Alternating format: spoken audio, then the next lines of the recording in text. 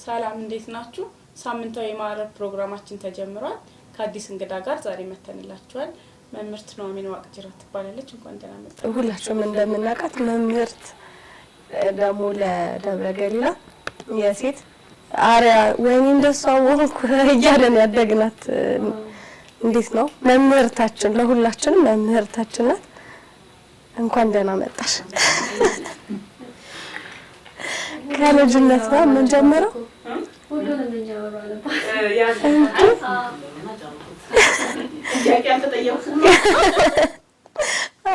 አይ ከልጅነት እንጀምርና ልጅነቷ እንዴት ነበረ?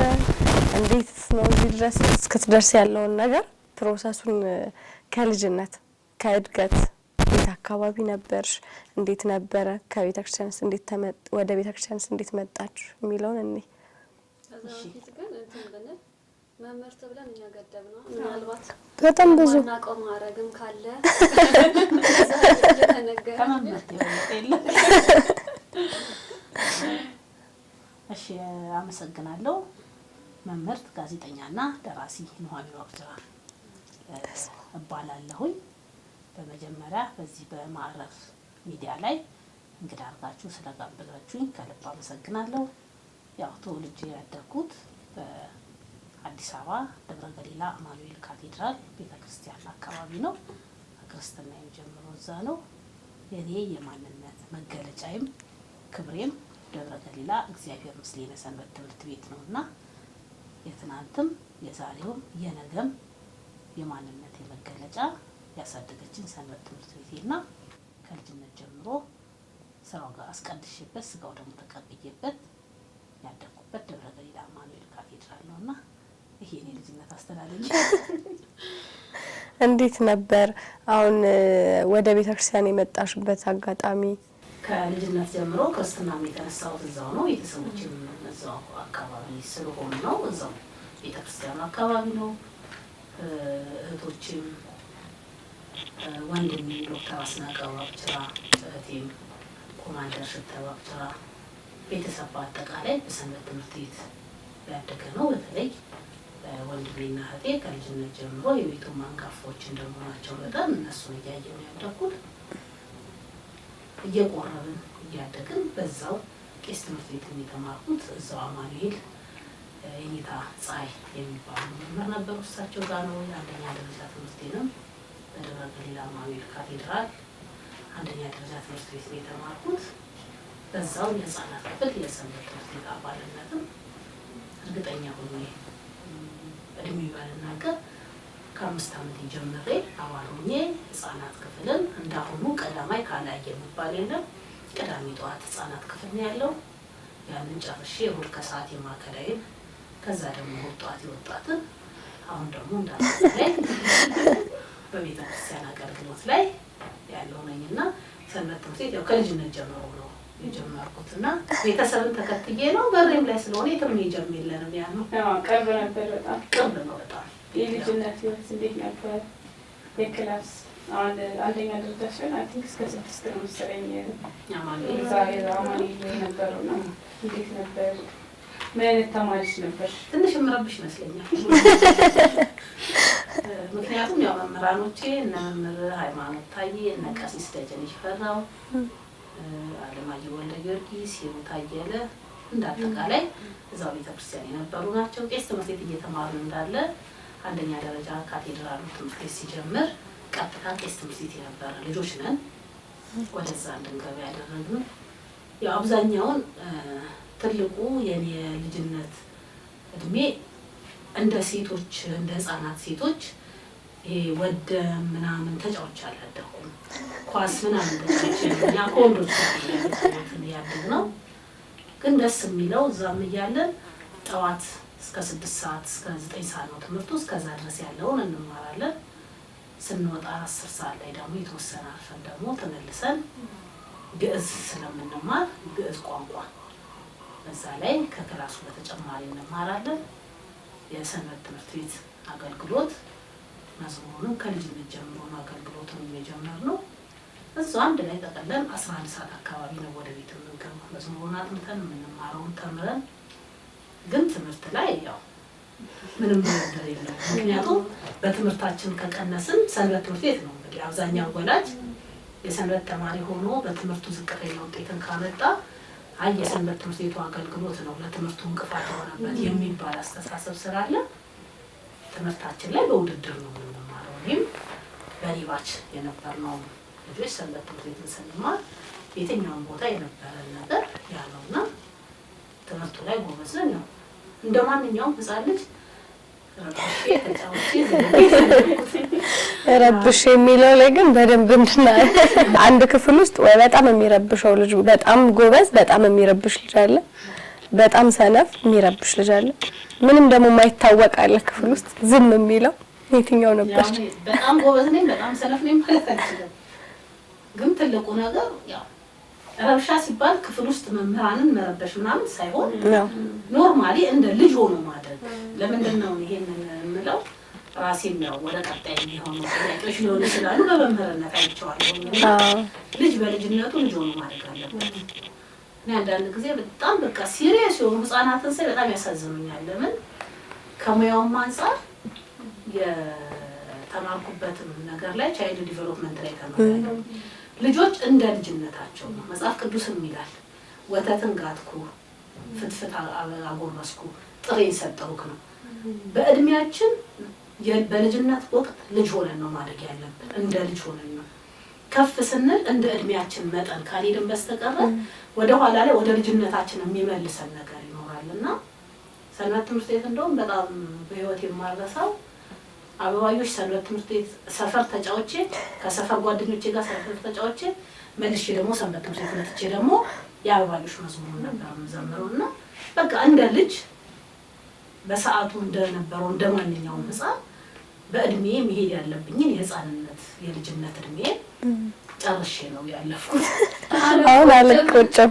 እኔ ምንም በቃ እላለሁኝ። ልጆችንም በእውነት ለመናገር ብያለሁኝ። እኔ 8ኛ ክፍል ላይ እንደው ወደኋላ እንዳልገባና ልጆችን አስተምሬ የአፈ ታሪኮች ከልጆች ጋር የሚሄዱ ይሄ ጫወታ የውሄ እነዚህ ነገሮች ልጆችን ስጠይቅ ምንም አይነት ነገር አለ። በጣም ነው ያዘንኩት። መጨረሻ ራሴ እንደዚህ ምንጣፍ አስነጥፌ እግሬን ዘርግቼ ከተማሪዎች ጋር የእውነት ነው የምናገረውና ድንብሽ ለድንብሽ አብሬ ተጫውቼ እቴሜቴ አበባዮሹን ወያዩን እንዴት አወቅሽው ትችላል ልጅ ሆኜ ስላደኩ ነው ያልኳቸው። ሌላ መልስ አልሰጥኳቸው።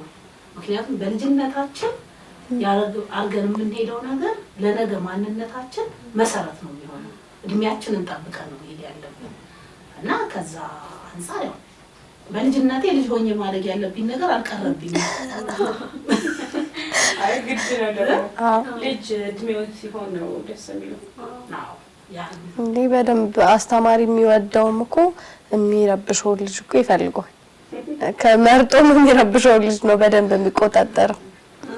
ሰንበት ትምህርት ቤት እንዴት ነበር? እዛው እንዳልሽን ከትምህርቱ ጎን ለጎን በዛው ነው የጀመርሽው? አዎ ሰንበት ትምህርት ቤት በቃ ቄስ ትምህርት ቤት ስንጀምር ወደ የሰንበት ትምህርት በዚህ ሰዓት ትምህርት አብለን ቄስ ትምህርት ቤት ስንጀምር እኔ ሰንበት ትምህርት ቤት አባል ነኝ። ኦኬ። ስለዚህ ቀድመሽ ነው እርሊን የገባሽው? አዎ ወራኔ 5 ዓመት ምናምን በቋሚነት ሰንበት ትምህርት ቤት። ለምንድን ነው ትልቁ ነገር አሁን ሰንበት ትምህርት ቤት ላይ ብዙውን ጊዜ ይሄን የማነሳው የምንኖርበት አኗኗር ራሱ ወሳኝነት አለው። ከቤተ ክርስቲያኑ ለኛ የቀረበ የቤተሰብ ዘመድ ቤት እንኳን የለም። የቤተ ዘመድ ቤት እንኳን ከኛ ከቤተ ክርስቲያኑ የቀረበ የለንም። ስትሄጂ ደግሞ ሰንበት ትምህርት ቤት ቤተ ክርስቲያን ስትሄጂ ደግሞ እዛው ነው ትምህርቱን የምትማሪው። በሳምንት አንድ ቀን ቅዳሜ ቀን ነው፣ ከሰኞ እስከ ዓርብ እዛ ነው የምትማሪው። ጠዋት ላይ ስትውጪ ደግሞ ሰንበት ተማሪዎችን ነው የምታያቸው። እና እኔ እንደ ሌሎች የሰንበት ትምህርት ቤት አባላት እንደዚህ ዩኒፎርም ሲለብሱ አይቼ ምናምን የምለው ታሪክ የለኝም። ምክንያቱም ዩኒፎርም በዛን ሰዓት እርግጠኛ ሆኜ የምናገረው በእኛ እድሜ ያለን ልጆች ዩኒፎርም አንለብስም ነበር። ግን ትልቁ ምንድነው ሁሉን ነገር ይዘን ነው የምንሄደው። እነ ቀሲስ ደጀኔ ሽፈራው እዛ የቀለም ትምህርት ያስተምሩናል። ስብከተ ወንጌል ደግሞ ያስተምራሉ። እና መምህር ሰና የሚባሉ ነበሩ መምህራን ስብከተ ወንጌል ፊት ቁጭ ብለን ነው የምንማረው። እዛ ያስተማሩን ትምህርት እዚህ ጋር ትምህርት ሲያስተምሩ የመምህር ጌዲዮን ልጆች ተብለን ነው የምንጠራው። ከዛ ደግሞ የስለ ህፃናት ምናምን ሲመጣ የሰንበት ትምህርት ቤት ልጆች እጃቸውን አውጡና መልሱ ነው የምንማረው። ሌላው ግን በቁርባን አካባቢ ላይ የሰንበት ትምህርት ቤት ስንሆን ምንጊዜም ቀዳሚ ነን። ባንፈልግ እንኳን ቀድመን ለመሄድ ስለምንፈልግ ሰንበት ትምህርት ቤት ቀድመን እንትን እንላለን። ግን ስንሄድ የሆነ ነገር ይዘን ነው የምንሄደው። ከልጅነታችንም የነበረው በሰዓቱ የነበሩት ኃላፊዎቻችንንም እኔ በጣም አመሰግናለሁኝ።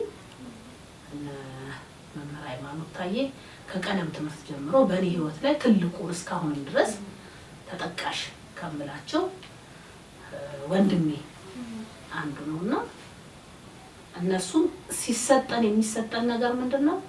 ቅዳሜ ስንወጣ ዝም ብለን አይደለም የምንወጣው። የቃል ጥቅስ ተሰጥቶን እንወጣለን። ወይንም የሆነ ነገር አዘጋጅታችሁ ነውና እንባላለን። ከትምህርት ዓርብ ዕለት ስንወጣ መጀመሪያ የቅዳሜ ዕለቱ የተሰጠንን የቤት ስራ ላይ ያንን ነገር ብለን የምንለው። ቅዳሜ ዕለት ስንገባ መጀመሪያ የተሰጠን የቤት ስራ ነው የምንጠየቀው። ምንጊዜም ስንሄድ አዲስ ነገር ይዘን ስለምንመለስ፣ ሁለተኛ ከዛ መዝሙሩ አለ፣ ከበሮ አለ።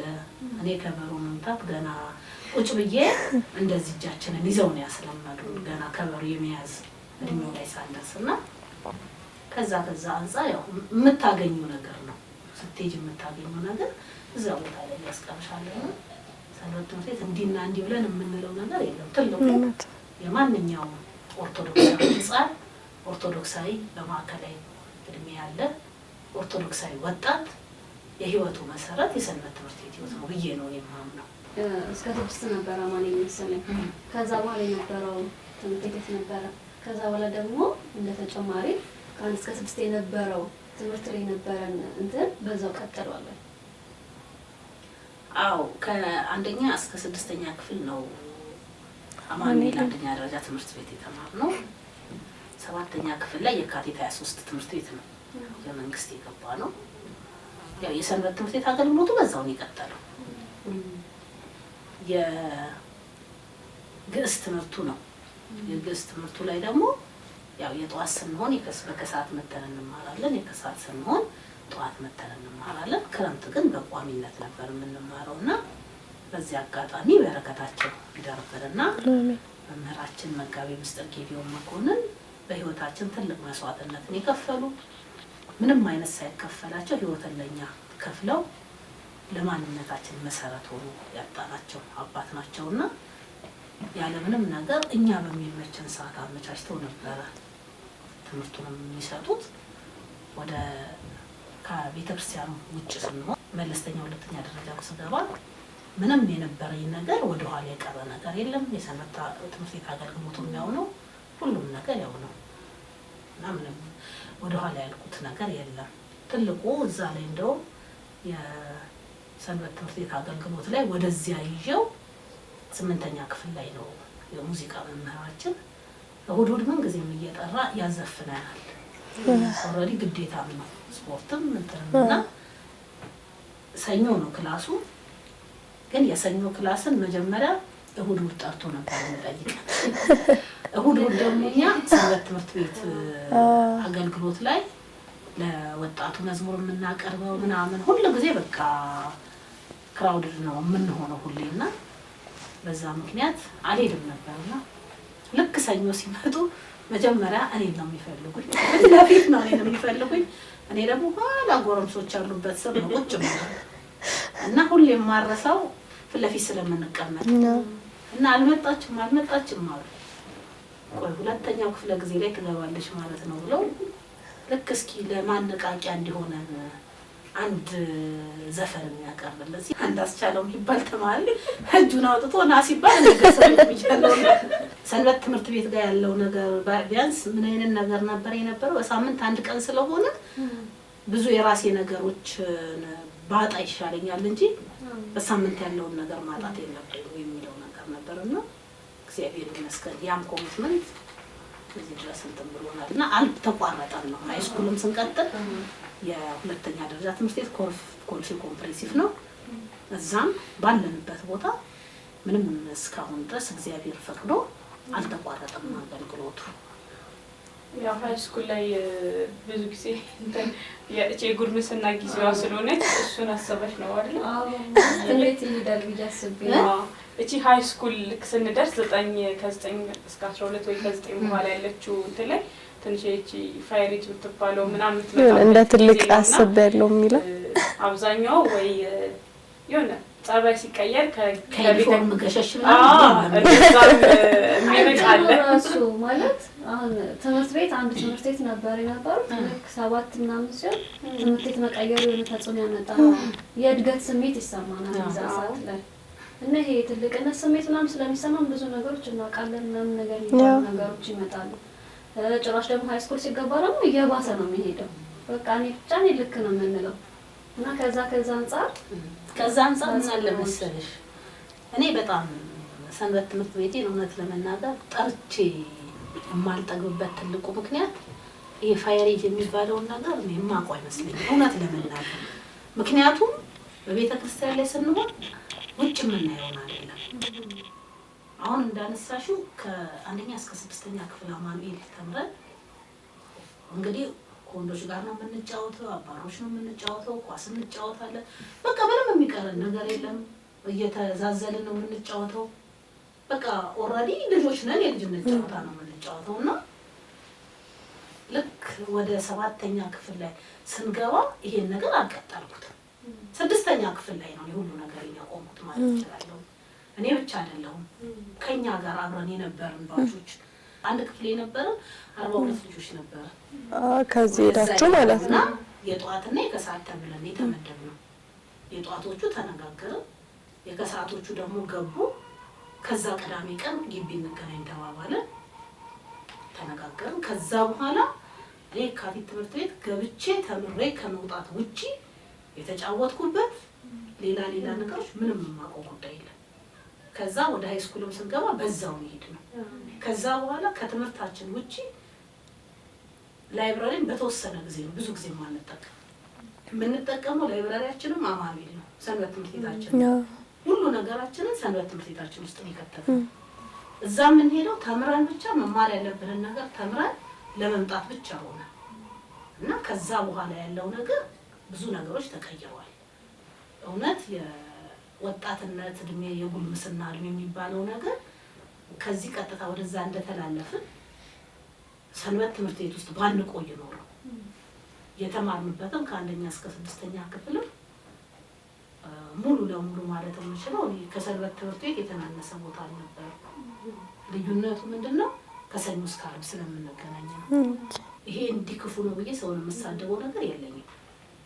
የዚህ መሰረቴ እንደው ቀሲስ ደጀኔ ሽፈራ ነው፣ መላከ ሰላም ናቸው፣ አሜሪካ ነው ያሉትና ተሰዳድበን የሆነ ሰው ተጣልቶ ሄዶ እከሌ ይሄንን ሰደበኝ ካሉት ብለን ከነገረን እኛ ነን የምንመጣው። የተናገርነው ለምን ስድቡን እናንተም ተናግራችሁ ግን ምንም ሳንል እከሌ ሰደበን ብቻ ካለ ሰደበ የተባለው ሰው ነው የሚመጣው።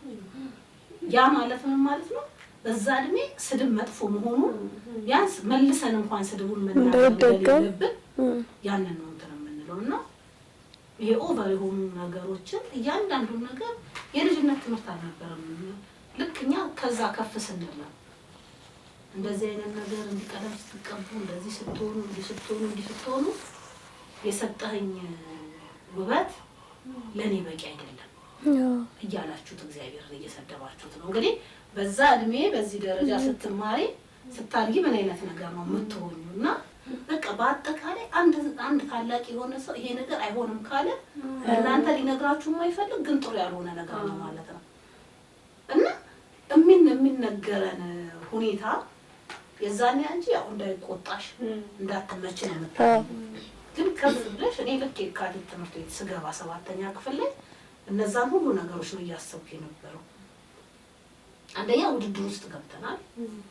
የሰፈረ ሰላም ይመስለኛል ወደ 4-5 ትምህርት ቤቶች ከአንደኛ እስከ 6ኛ ክፍል ብቻ ትምህርት ተሰጥቶ ወደ የካቲት 23 የምንገባዋለን እና ዩኒት መሪው በሰዓቱ ሰብስበው አዲስ የመጣን ተማሪዎችን ከዚህ ትምህርት ቤት የመጣችሁት እናንተ አሁን እንግዲህ ወደዚህ ትምህርት ቤት አዲስ ተቀላቅላችኋል። አሁን የምትማሩት ለእናንተ ብቻ አይደለም ለመጣችሁበት ትምህርት ቤት ጭምር ነው። እና ለምሳሌ ከደብረ ገሊላ አማኑኤል ካቴድራል አንደኛ ደረጃ ትምህርት ቤት የመጣችሁ ተማሪዎች እዚህ መጣችሁ አንድ ራሻ ብትረብሹ ቤተክርስቲያንን ነው የምታሰድቡት። ከዚህ የመጣችሁ ደግሞ ይሄን ነው የምታሰድቡት። ከዚህ የመጣችሁ ይሄን ነው የምታሰድቡት ብሎ ቀድሞ ኢንትሮዳክሽን ሰጥቶናል። በቃ መግቢያ። ከዛ በኋላ የምናስበው ነገርኛ በትምህርት የተሻለ ነገር ሆነ ትምህርት ቤታችንን ማስጠራት ላይ ነው እንጂ ሌሎች ነገሮች ያው አብረሽም መጫወታም ለምንም የሚጋብዝሽ ሁኔታዎች አልነበሩም። እና እንደ በእንደን ነገር አለፈን የሚለው ነገር ግን ያ ለዛ ነገር መሰረት የሆነ ሰንበት ትምህርት ቤት ላይ የነበረን ቆይታ ጥሩ ነበር ብዬ ነው የማስበው።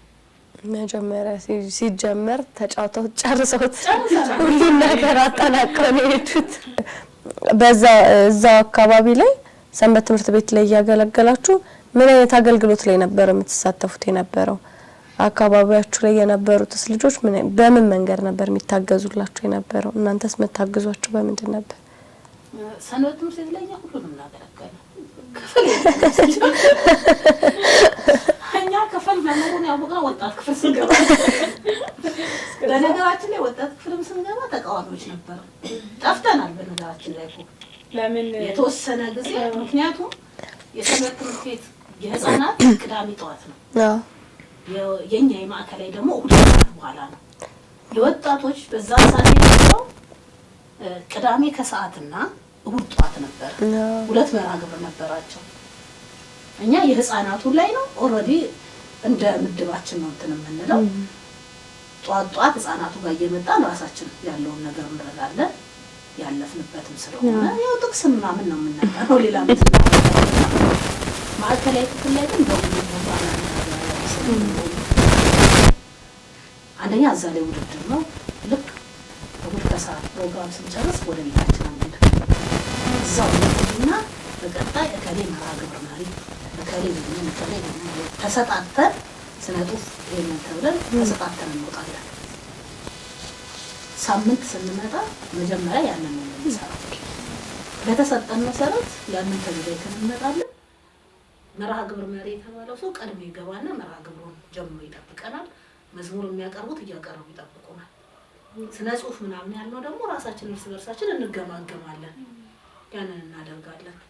ኃላፊዎቻችን እውነት ለመናገር ይሄንንም መርሃ ግብር ሊከታተሉት ይችላሉ። ዞር ብሎ አላዩንም እንላቸዋለን። የምንፈልገው ይሄንን ነው ይሄንን ንገሩን እንጂ ከዛ ውጪ እኛ ውስጥ አትግቡ ነው የምንለው።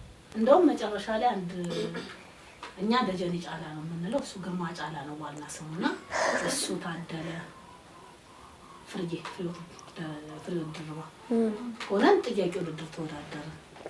ግርማቸው ጋሻው ነበር ያወዳደረንና እኔና ደጀኔ ጫላ እኩል ወጣ።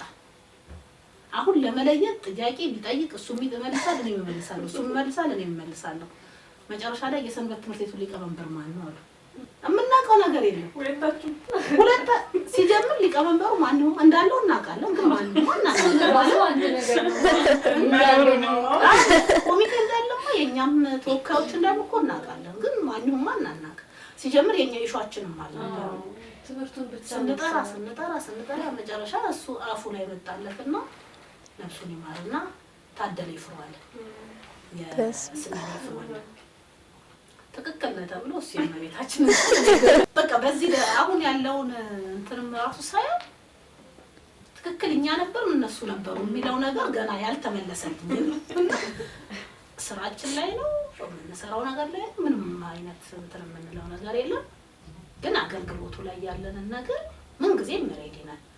እሁድ ሲመጣ የሆነ ነገር ይዤ መሄድ እንዳለብኝ አውቃለሁ። ምን ጊዜም እሁድ የሆነ ስራ ይዘን ነው የምንሄደው እያንዳንዳችን ማለት ነው። ከዛ በቡድንም ደግሞ ከተመደበ በኋላ የቡድን መሪዎቻችን አሉ። ቡድኑ ራሱ የውድድር ሆነ በዛ ያለው በዚህ መሀል ላይ ያለን ነበር የተሻለ ጠንከር ያሉ ልጆች ናቸው ተብሎ እኔና ፍርዬ ማዕከላዊ ክፍል ላይ ያለን ነው ለመጀመሪያ ጊዜ በሰንበት ትምህርት ቤቱ ታሪክ ወደ ኮሚቴነት የተመረጠ ነው። ሳናቅ እና ወደ ማዕከላዊ ክፍል ከማዕከላዊ ወደ ወጣት ክፍል ግቡ ሲባል ሁላችንም አቆርፈናል። ለምን አንደኛ ወጣት ክፍል የቅዳሜ መርሃ ግብሩ ስለሳሳ አሟሉ የተባለ የመጀመሪያ ማሟያ ነበር። ሁለተኛ ደግሞ እኛ እዛ ቦታ ኃላፊ ራሳችን ነው። ወጣት ክፍል ከገባን ኃላፊዎች ራሳችን ላይ የሚመጡ ነው። አንድ ይሄ ነው። ያው ይሄንን ስል ግን ማዕከላዊ ክፍሉ ላይ ህጻናት ክፍሉ ላይ ተጣሪዎች የሉም አይደለም። ኧረ እኔ በቃ እንደው ትምህርቱ የሚቀር ልጅ አማኝ ሶስተኛው ሳምንት ላይ ቀድመን ተገናኘንና ይሄ ነገር የሚያወጣ ብንመለስ ነው። እነሱን ጎደላችሁብን አንጠሩ ነው። ቤትም ደግሞ መቅረታችንን አልተቀበሉትም። ስለዚህ ምን እናድርግ በቃ ተቀብለናል ሀሳቡን እንበልና እንግባ ተባባልን። ግን ስንገባ ቅድመ ሁኔታ አዘጋጅተን ወጣት ክፍል ሆነን ከገባን የቅዳሜውንም የእሁዱንም ነው መካፈል የምንፈልገው። የቅዳሜውንም የእሁዱንም እንካፈል ማለት ወጣት ሆነን እኮ ወጣት ሆነን ስለዚህ ማሟያ የሚባለውን ነገር አንቀበለውም። ሁለቱንም የምንካፈል ከሆነ ግን እንግባ አለ። በቃ መሪ ነሽ እንዴ? መሪ መሆን እኮ ደስ ይላል። እና ሰንበት ትምህርት ቤት ላይ ያን ነገሮች ይመስሉኛል። የፈለገ ነገር ቢመጣ ከጀርባ ይዘሽ የምትሄጂው የምትንቀሳቀሽው ስም አለ። በቃ እኔ ትልቁ የምለው ምን ጊዜም የሰንበት ትምህርት ቤት ልጅ ሆንሽ ሰው ያየኛል አያየኝም የሚለውን ጥያቄ አታነሺም። ምክንያቱም አንቺ ባታውቂያቸው ሰዎች ያውቁሻል። አውደ ምሕረት ላይ ነው የምትዘምሪው፣ አደባባይ ላይ ነው የምትዘምሪው እና ምን ጊዜም የሆነ ከጀርባሽ ስም አለሽ እና ከዛ አንፃር ሰንበት ትምህርት ቤት እንትን ማለት የምትፈልጊው ነገር እንኳን ቢሆን ለሰዎች ጥሩ አይሆንም የምትይው ነገር ከአንቺ ስም ለሰንበት ትምህርት ቤት ይሰጥ ተጠቅቂያለሽ እና ለማንነታችን መሰረት ነው ብሎ ከዛ አንፃር ነው። ከዛ ወጣት ሆነን ያው እዚህ ደረሰ። በዛ ጊዜ ነበረው እንዴት ነው ማለት አሁን ላይ ካስተዋላችሁ ህጻናትን ክፍል ማዕከላዊ ክፍልም የእድሜ ገዳቦች አሉ እና እናንተ ላይ ብቻ እንደዛ ነገር የነበረው በእኛ ላይ ተጀመረ። ሌሎቹ ላይስ በእድሜ ከዛ በኋላ እነዚህ ናቸው የኛ አባች። ከዛ ከኛ ቀጥሎ ያሉት ነፃነት ከዛ በቃ በክብር ነው የጀመሩ እኛን ነው እንትን ያሉና ከኛ በፊት የነበረው የህፃናት የማዕከላዊ ክፍል እንዴት ወደ ወጣት መጣ ኦሬዲ ነው ያላቀው ሂደቱን አላቀው። ምክንያቱም በእኛ ላይ ያለውን ነው ማናገር የምፈልገው። ከዛ በኋላ ግን በስነ ስርዓቱ የማዕከላዊ ክፍል ልጆች ወጣት ክፍል ይዘዋወሩ ነው ተብሎ ፕሮግራም እያዘጋጁ እንዲያሉ ከዛ በኋላ ያለው ነገር አሁን ባለው ሂደት ነው የቀጠለው። ግን እኛ ጋር የነበረው ይመስለኛል የቅዳሜው መርሃ ግብር ይመስለኛል ያ ሲጎልባቸው ለማሟላት ነገር ብዙ ነገሮችን ያዛባ ይመስለኛል። ሁለተኛም አስበውም አይደለም ያ ባይጎል ኖሮ እኛ ላይፈልጉ ይችሉ ነበር ያ ይመስለኛል። እና ከዛ አንፃር ነው። ከዛ በኋላ ያለው ግን እስካሁን ድረስ መስመሩ ነው ሲዘዋወሩ ሁሉም ያኮርፋሉ ልጆች ከክፍላቸው እንዲወጣ አይፈልጉም። በቃ እዛው ቢቀጥል ነው የሆነ ነገር የሚሰማሽ ነገር አገልግሎቱ በጣም ነው ደስ የሚለው። የህፃናት ክፍል ማዕከላዊ ክፍል ምናምን በጣም ነው ደስ የሚለው አገልግሎታቸው። በየሳምንቱ አዲስ ነገር ነው አዲስ ነገር የሚያቀርቡት። ግን አሁን ወጣት ክፍል ላይ ሲሪየስሊ ለህይወት ተብለሽ እንደምትማሪ ነው የሚያስቡ። ለዛ ማጋጋችንን አንቀበለውም። በዛ ያ ብቻ አይደለም ደግሞ ልክ ወጣት ክፍል ላይ ስትገቢ ሁሉ ነገር ሲሪየስ ሆኖ ነው። አቴንዳንስ የዛኔ እኛንን ምን ራሳችን እንይዛለን። እዚህ ጋር የሚያዝልሽ ሰው አለ። በዚህ ገባሽ በዚህ ወጣሽ ምናምን። ከዛ ደግሞ ዩኒፎርም እኛ ለበስን አለበስን በልታይታለው እዛ ላይ ዩኒፎርም ብዙን ሐሳብ የምንሰማው ወጣት ክፍል ከነበሩ ልጆች ነው። እና እንደዚህ ማስታወቂያም ሲለጠፍ ስም ዝርዝር የጥምቀት ተሰላፊ ምናምን የሚባለው ወጣት ክፍል ላይ ነው በብዛት። እና በቃ የሆነ ማዕቀፍ ውስጥ የምትገቢ ነው የሚመስልሽ። ግን አሁን ሳይው ትክክለኛ የእድሜ ገደብሽን እየጨረሽ መሄድሽ የተሻለ ነው። ይሄን እንደምታረው የሚያደርገን መምህራኖቻችን ታች አስተምሩ የነበሩና ምን አብረናቸው እንደምንማር ስናስብ እሱ ነው በጣም ከሌላ አከል ነው እናስተማሩ እያሰብን ነገ ቁጭ ብያውን ከሱ ጋር እማራለሁ። እንዴት እማራለሁ? ትንሽ ከባድ ነው። እኛ ጊዜ ራሱ ማን ነው ኃይለ ነበርና እሱ ራሱ ትንሽ ነበርኩ እኔ ራሱ አሁን እዚህ ላይ ቁጭ አድርጌ ላስተምርሽ ነው ወይስ ከጎኔ ቁጭ ልትይ ነው? አሁን እንዴት ነው ምናምን ይለን ነበር እሱ ራሱና ልክ ስንገባ በጣም ነበር እኛም እንትን ብለን ነበር ርቀን ነበር። ምክንያቱም እንዳለ የምናውቃቸው ትልልቆች ያስተማሩ ከብዳል በጣም መጀመሪያ ላይ ገቢ አንቺ ትንሽ ነሽ በጣም የሚከብደው በጣም ያስተምሩን ከነበሩ ሰዎች ጋር አብረን ሄደን ስንቀመጥ በቃ ወደ እነሱ ዕውቀት እየደረስን ነው የሚለውም ነገር ነበር። ግን እሱ ሳይሆን እዛ ጋር የሚቀርብን ነገር በየሳምንቱ ምን ሰራው ድራማ መዝሙሩ ምናምን ነው ምኑ ቅር ይላል በጣም እና ታች ካሉት አሁን ጥለናቸው ወደ ወጣት ክፍል ስናል የሆነ እነሱ የሚጠቀሙ እኛ ወደ ላይ ምን ነው ምናምን ይመስላል እና እንደዛ 12 መጨረሻ አካባቢ ለፈኛል ደስ የሚለኛል ቀረም ይለኛል። ምክንያቱም እኔ ራሴን ብቻ ሳልሆን የሰንበት ትምህርት ቤቶችን መምህራኖችን የሚጠብቁኝ ነበሩ። ያው በዚህ አጋጣሚ ጋር ሃይማኖት ታየ በህይወቴ በየትኛውም ቦታ ላይ ሳላመሰግነው አላልፍም። እሱና ሌሎች አብረው ነበሩ እና ማትሪክ ላይ እኔ በጣም ታማሚ ነበርኩኝ እና ኦልሬዲ ያው ዘመን ትሻገራለች ተብዬ ማልታሰብበት ህመም ላይ ነበር። ኦልሬዲ ማትሪክ ፎርም ሞላው ተኛው እና ውጤትም ሲመጣ እኔ ተፈተንኩኝ። እዚህ አካባቢ መሆን የለባትም ተባለ። ወደ አምቦ ሆቴል ጋር ነበር የሄድኩት። ውጤቱ ካለፈ በኋላ ነው እኔ የሰማሁት ውጤቱን ማለት ነው። እና ይሄ ነገር ለምን ሆነ ብዬ ሳስበው እግዚአብሔርን አመስግኛለሁ። በዛን ሰዓት ከኔ ጋር የነበሩ የማትሪክ ውጤት የነበራቸው የሰንበት ትምህርት ቤት አባላት ማናቸውም ሰንበት ትምህርት ቤት አዳራሽ ውስጥ የሉ። እኔ ግን ከዛ በኋላ በግል መማር እችል ነበር፣ ኮተቤን መማር እችል ነበር። በዛ አጋጣሚ በዛ መሀል ላይ ሆነው መምህሬ መጋቢ ምስጢር ጌዲዮን አረፉ፣ የግዕዝ መምህሬ። እዛ ደግሞ ብዙ ነገሮችን ስማር ስለነበረ እና ሀይሚም ነበረ ሌሎቹም መምህራኖቼ ግዕዝ ላይ ጥሩ ስለሆነች በመምህር ቦታ ተቀጥራ እንድትሰራ የሚባል ነገር መጣ። ለምንድን ነው በረከታቸው ይደርብን አሉ። አሁን ብፁዕ አባታችን አቡነ እንጦንስ ሰንበት ትምህርት ቤትን ሲመርቁ ተማሪዎችን እኔ ሰንበት ትምህርት ቤት ተማሪዎችን ኮርስ አስተምሬ ነበር ግዕዝ እና የምስክር ወረቀትም ተሰጥቶኝ ነበር እና በዛ ምክንያት ለአብነት ትምህርት ቤቱ ለቤተ ክርስቲያኑ ለአብነቱ ሌላ መምህር እንዲመጣ ለአንደኛ ደረጃ ትምህርት ቤቱ ደግሞ እኔ መምህር እንደሆን ተባለ። መጨረሻ ስወዳደር ተፈትኜ አለፍኩ። 7 የአብነት መምህራንና እኔ ተፈትነን አንደኛ ወጥቼ ያለፍኩት። እኔ ይሄንን ነገር ምን ጊዜም ስናገረው ይሄ ለውዳሴ ከንቱ ለምናምን አይደለም። ትክክለኛ ራሱ አማኑኤል ፈቅዶ ፈልጎኝ የመጣ ትምህርት ስለሆነ እኔ በቦታው ላይ እንድቆይ ያደረገው ነገር ነው የሚመስለኝ እንጂ በሰዓቱ ከነዛ ሰዎች መልሱን ሳልመልስ አይደለም። የተጠየቁትን ጥያቄ አውቃለሁ፣ የመለስኩትን መልስ አውቃለሁ።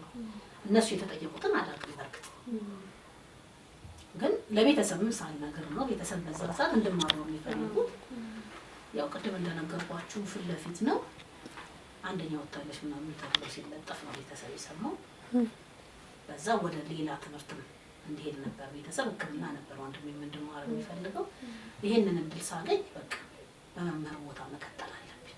ለምንድን ነው ግዕዙ ላይ እንደዛ ያተኮርኩት? መምህር ሲያስተምሩ ብዙ ጊዜ ወንድ ብትሆኑ ስሜን ታስጠራላችሁ ይላልና እኔ ልነበረው ወንድ ሴት ልጅ ስም አታስጠራም የሚለው ነገር ውስጤ ስለነበረ በቃ መምህርን ስማቸውን ማስጠራት አለብኝ አልኩ። ለመጀመሪያ ጊዜ በተማርኩበት ክፍል በተማርኩበት ወንበር ካስተማሩኝ መምህራኖቼ ጋር እኔም መምህሮኜ እዛ ጀመርኩ። ቀጣይ የመምህርነት ስራዬን መቀጠል ስላለብኝ የሆነ ነገር ከተሰጠሽ ፕሮፌሽናሊዝሙን ማየት መያዝ አለብሽ። ቅድስት ማርያም የማታ ዶማይ መማር ጀመርኩኝ የመምህርነቱ። ከዛ በኋላ ያው የዛኔ ማትሪክ ላይ ያጣሁትን ነገር በእጥፉ አማኑኤል ሰጠኝ ማለት ነው። ከቤቱ ሳያስወጣኝ በአንድ አመት ውስጥ 2 ዲግሪ እንዲይዝ ሁሉ አደረገኝ። የቅድስተ ማርያምን ዲፕሎማ እንደጨረስኩኝ ቀጥታ ወደ ቴዎሎጂ ነበር የገባሁት። በሰመር ደግሞ ስፔሻሊቲ ሳይኮሎጂ ዲላ ነበር። ሰኔ 10 ቀን ቅድስት ሥላሴ ዩኒቨርሲቲ ዲግሪ በቴዎሎጂ ይዤ ጳጉሜ 2 ቀን ደግሞ ከዲላ ዩኒቨርሲቲ የስፔሻሊቲ ሳይኮሎጂ ዲግሪ ወስኩኝና ልክ የዛኔ ነው በቃ ሁሉ ነገር ለበጎ ነው። ልክ ያንን ስቀበል ሁሉ ነገር ለበጎ ነው ብዬ ተቀበልኩት እና ያ ጊዜ የነበረው እኔን ለመጉዳት ሳይሆን በቤቱ እንድቆይ ፈልጎ ነው በሚለውና የማትሪክ ውጤት ሂደቱ እዚህ ጋር ሲያልፍ ነው የምናስተውለው መሰለኝ። ስናልፍ ነው ሁሉም ነገር የምናስተውለው። እዚሁ ላይ ካነሳችሁ አይቀር ያው በዛ ጊዜም ትንሽ ሬር ነበር። አሁን እንደውም ይሻላል። ግን ቴዎሎጂ ተምሬያለሁ ስላል ሴትም ሆና ብዙ ጊዜ ያው ወንዶች ናቸው የሚገቡት ቴዎሎጂና ምን አነሳሳት ቴዎሎጂ ለመማር የሚለውን ብትነግረን። ከቴዎሎጂውና ውጪውና እንትን የግዕዝ ትምህርቱ በቃ ለአባቶች የተዋለ ትምህርት ነው። ካስተዋል ነው ወንዶች አይደለም የምንለው ራሱ በቃ ከናት ያላቸው እነሱ ነው። ወንዶች ብቻ አይደለም የሚማሩት የሆነ ለወንዶች አይደለም የተሰጠው ክህነት ላላቸው አባቶች የተሰጠ ነገር ነው። ሴትነት አልፈተነሽም ያ ራሱ የግዕዝ ትምህርቱ። ከዛ በኋላ ነው ቴዎሎጂ የሚቀጥለው። ግዕዙ ራሱ አንድ ፈተና ይመስለኛል ሳስበው። በቃ እኔ ሳስበውንም ወንዶች ይማሩታል አይደለም የምለው ክህነት ያላቸው ሰዎች ግዕዙን ይቀጥሉታል ነው ሁሉም አይምሮ ላይ የሚሳለውና እንዴት ነው ከሴትነት ጋር እኔ ብዙ ሚዲያ ላይ ይሄንን ነገር አቀርባለሁ። የግዕዝ ትምህርት እውነት ለመናገር እንዴ ሳልመርጠው የመረጠኝ ሳልፈልግ የፈለገኝ ቋንቋ ትምህርት ነው በቃ። ምክንያቱም የዚህ ሁሉ ውጤት ደብረ ገሊላ አማኑኤል ካቴድራል ነውና ምን ጊዜም ደብረኛ መባልበት ግን የምባልበት እስመ ቅናተ ቤት ከበላኔ ነው በቃ በፍቅሩ ጣዕሙ ወታኑሩ ከመሄር እግዚአብሔር የእግዚአብሔርን ፍቅሩን ጣዕሙን ቀምሳችሁ ወቁት ነው። እንግዲህ የቀመሰው ሰው ነው የሚያውቀው የሰንበት ትምህርት ቤትን ጥቅም የሰንበት ትምህርት ቤት ውለታ። በነገራችን ላይ በህይወታችን ዘመን ሁሉ ሰንበት ትምህርት ቤትን ብናገለግል ሰንበት ትምህርት ቤት ለእኛ በህይወታችን ላይ የሰጠችንን ውለታ አንመልስላትም። ይሄንን ሁላችንም እንደው እኛ ብቻ ሳንሆን ይሄንን መርሃ ግብር የሚከታተሏችሁ ሁሉ የሰንበት ትምህርት ቤትን እንደቀላል አድርገን ነበርን ብለን የምናወራው ወሬ አይደለም። የህይወታችን የማንነት መሰረት ነውና እዛው ሰንበት ትምህርት ቤት ላይ በመሆኔ እዛው ቤተክርስቲያን በመማሬ ቄስ ትምህርት ቤት አማኑኤል በመማሬ ያ ትምህርት ቤት ተከፈተ። እዛ በመማሬ ነው ግዕዝ የተማርነውና በሰዓቱ የቤተክርስቲያኑ የቅኔ መምህር የነበሩት መጋቢ ምስጢራት ጌዲዮን መኮንን ልክ አንደኛ ደረጃው ትምህርት ቤት ሲጀመር ማለት ነው የግዕዝ መምህራችን ሆነው መጡ። እኛ ግዕዝ እንማራለን ብለን አይደለም የሄድነው፣ የቀለም ትምህርት ልንማር ነው። ለዛውም እዛ ትምህርት ቤት እንማር ብለን አይደለም። እዛ እየተማርን ትምህርት ቤቱ ስለተከፈተ አጠቃላይ ቄስ ትምህርት ቤት የሚማሩት ልጆች መስመር ጀማሪ ይሁኑ ተብሎ 0 ክፍል ማጠናከሪያ አሁን ጸዳት እንደሚባለው 0 ክፍል ማጠናከሪያ እየተባለ በንባብ ነው የተለየ ነውና ይሄድ ነው። 6ኛ ክፍል ራሱ በ4 ዓመት ነው 6ኛ ክፍል ላይ ደረስነው። ለምን አንደኛ ከ1 እስከ 6 ተብሎ ነው የተጀመረው። ሁለተኛ ብዙ ተማሪ የለም። ስለዚህ በንባብ ነው እየተለየን የነበረው። አሁን ላለው ደግሞ ቄስ ትምህርት ቤት ደግሞ ከተማርሽ ያንን ያህል ማንበብና መጻፍ ነው እስከ 4ኛ ክፍል ያለው ይሄ ትምህርት ነውና ያ ትምህርት ምንም ያን ያህል የሚከብድሽም ነገር አይደለምና በዛ ግዕዙንም በዛ ነው የቀጠልነው። እስከዛ ድረስ ተማርን። ግዕዝ የአብነት ይሁን የምን ይሁን የምናውቀው ጉዳይ የለም። ቋንቋ እንደ ቋንቋ ነው የተማርነው። መምህራችንም እንደ አንድ ቋንቋ ነው ያስተማሩን። እንደውም አነ መጡ ነበር የምንላቸው መጀመሪያ ሲገቡ እኔ ብለው መራሕያኑን እኔ ብለው ጀምረው አነ መጡ ነበር የምንላቸው እና ምንም ነገር እኛ የከበደን ነገር አልነበረም። ምክንያቱም እንዲህ አይነት ነገር የሚሆነው ምንድነው ከውጭ የምንሰማው ኤክስተርናል ነገር የለም። በሰዓቱ ምንም የምናውቀው ነገር የለም። ድቁና የሚማሩ ልጆች ግቢ ውስጥ እንዳሉ እናውቃለን። ዲያቆናት ናቸው ብለን ነው የምናምነው።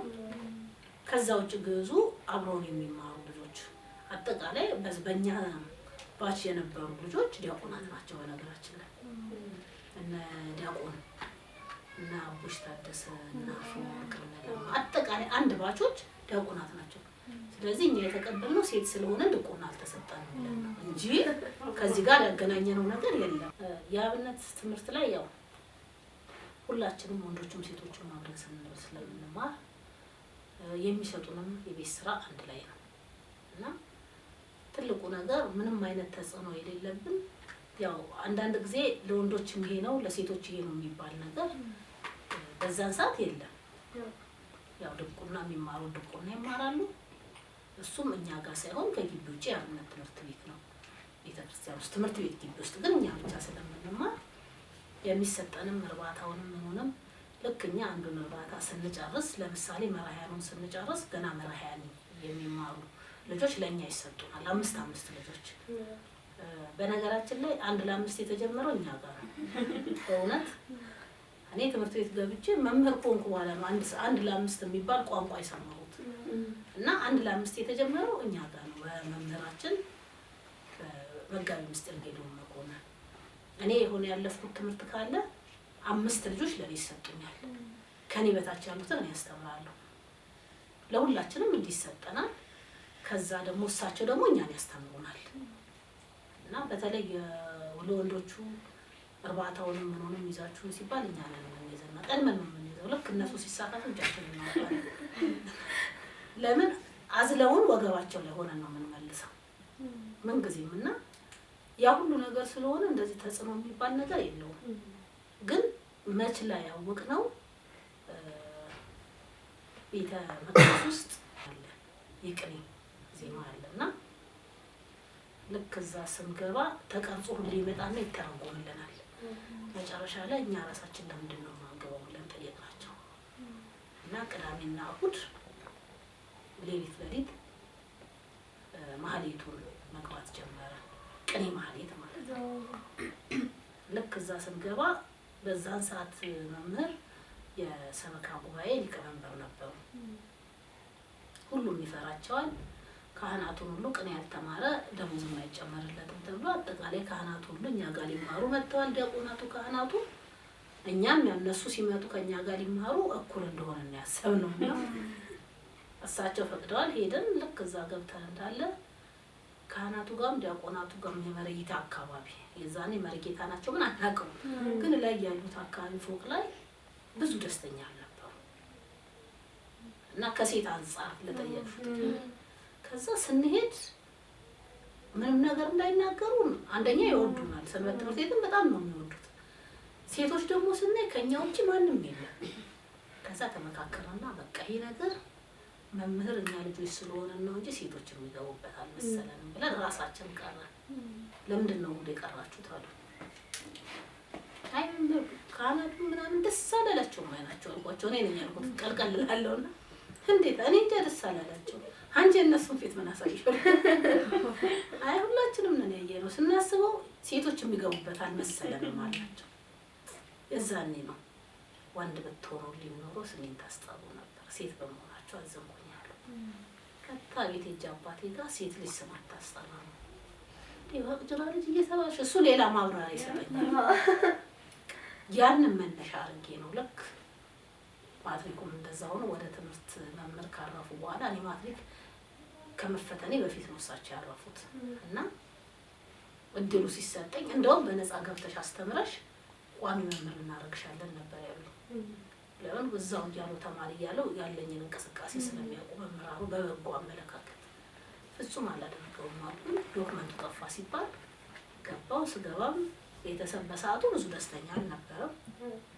አንደኛ ልጅ ነኝ፣ ሁለተኛ የመማሪያ ጊዜ ነው፣ ሶስተኛ ማትሪክ ሳለፋበት ምናምን ሳይሆን በራስ ባጋጠመኝ ችግር ስለሆነ የማትሪክ ነገር እንትን ያለው ሳይኮሎጂካሊ ትጎዳለች በሚል የምፈልገውን ዲፓርትመንት እንድማር ወንድሜ እያለኝ ነበር።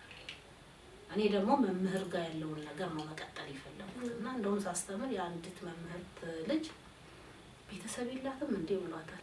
ለምን አይ እዚህ በዚህ ነው መታኛ ነው የምታስተምረው የሚያስተምራት እሷ አታለው ብላ እስካሁን ድረስ ያወሩ ነበር። እና ኦልሬዲ መምህርነቱ ስገባ ካስተማሪ መምህራኖቼ ጋር ነው መምህሮኝ የሄድኩትና ለተማሪዎቼ ልጅ ነኝ። አዎ ያ እድሜ ለመምህር ግን ከዛ በኋላ ያው ወደ ኮተቤ ራሱ በነፃ የትምህርት ዕድል መጣ። ወደ ግዕዙ ራሱ የበለጠ እየሄድኩኝ መጣሁ። ሊቀ ኅሩያን መኮንን የሚባሉ መምህር መጡ። ከመምህር ጋር ያቋረጥኩትን እሳቸው ጋር እየተማርኩ እዚህ አስተምራለሁ፣ እዛ እማራለሁ። እስከ 5 ሰዓት ተፈቅዶልኝ እስከ 5 አስተምርና ከዛ በኋላ እየሄድኩ እዛ እማራለሁ። ማታ ደግሞ ቅድስተ ማርያም ሄጄ የዲፕሎማ ትምህርቴን እማራለሁ። እና ያለው ሂደት ይሄ ነው። እዛ ጋር ነው በቃ ቅኔ ማህሌት መግባት ሳልችል ስቀር ያንን ነው። ከዛ በኋላ ግን ባገኘኋቸው ጊዮርጊስም የኔታ ዘራዳይት አሉ ባገኘኋቸው መምህራን ጋር ስማር ወደዚህ ማውኑ ያለሁበትን ቦታ ስማር የትም ቦታ በአታም ንባብር እየሄድኩኝ ስማር ማናቸውም ያበረታቱኛል እንጂ በቃ ጾታ እግዚአብሔር የሰጠኝ ነው። ማንኛውንም ነገር መማር የምችለውን ነገር ማድረግ የምችለውን ነገር ስርዓተ ቤተ ክርስቲያን ከሚያግደኝ በጾታ ከሚያግደኝ ውጪ ከቻልኩ የሚያግደኝ ነገር የለም ብዬ ነው የምለው። እና ያንንም ደግሞ የምለው የሚያግድ ነገር ስላልገጠመኝ ነው ብዬ ነው የማስበው።